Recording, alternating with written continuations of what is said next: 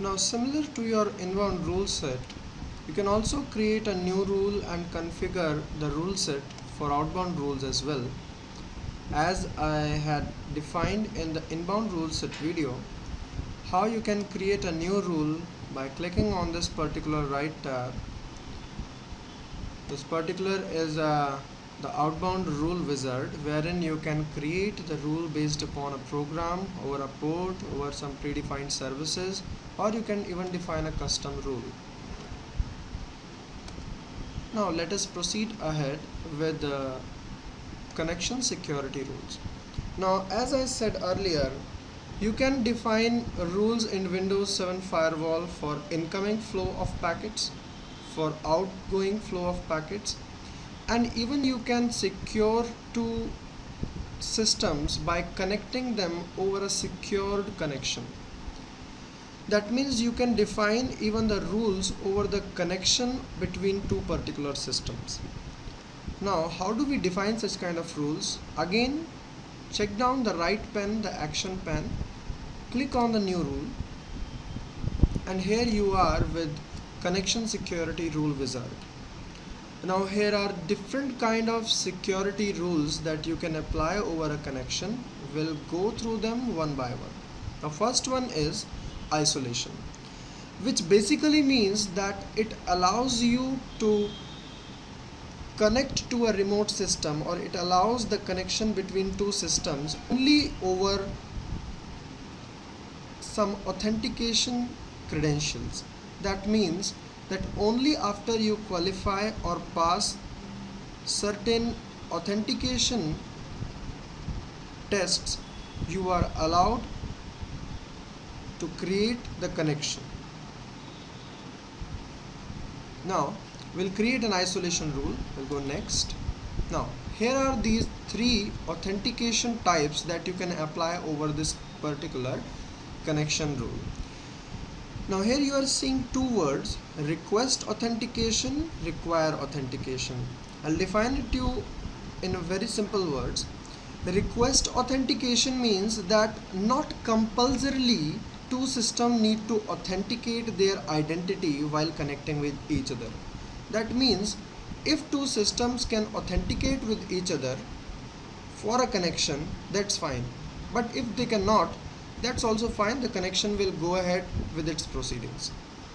That means the authentication will happen whenever possible, but not necessarily. But when you say that it require authentication for both inbound and outbound connection, that means for any system to get connected to your system and for your system to get connected to any remote system, you compulsorily, necessarily need to authenticate the connection by providing certain digital certification, by providing certain authentication credentials like username or password or anything. Now there is another kind of setting also where you require authentication only for inbound connections. That means it is compulsory only for inbound connections that they need to be authenticated, whereas outbound connections are free of this compulsion. That means if the outbound connections, that means the system you are getting connected to, the remote system you are getting connected to, even if your connection is not authenticated, you are allowed to create a connection between your system and a remote system, but not vice versa. And hence we select one of the authentication credentials, the authentication options, and then we go ahead.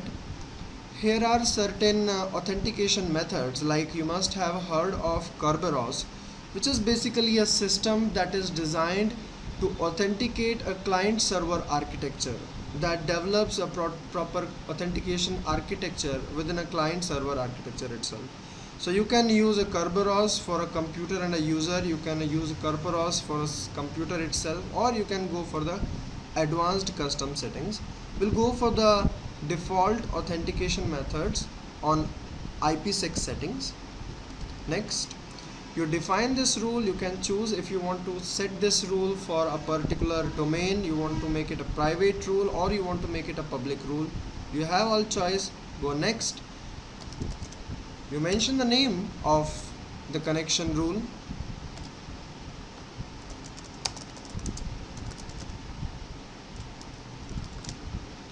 you mention the description, and you finish it off. And here is your rule, which means that for any two endpoints, that means any two systems getting connected with each other, this particular connection security rule is enabled. It requires inbound and outbound authentication. It is utilizing default authentication method based on the IPsec model and settings on your system. And since the connection is not only between two IPs, but it is also between two ports on system number 1 and system number 2, or endpoint 1 or endpoint 2, so this rule stands valid, for any two port numbers or for any protocol. So this is how you define a security rule for isolation type of security settings. Now similarly, you are having authentication exemption security rule, which basically in simpler terms exempt certain computers or certain systems within a network or within a connection environment from authentication necessities. That basically means that if you click next, you can add various computers over here, say 192.168.1.7, click OK. That means the computer system having this particular IP within a network is exempted from all the authentication rules that you have set for your system or for your network. And you set this rule for all the domains, that means a local domain, a private domain, or a public domain, and you name it test4, set OK, and reset it, right?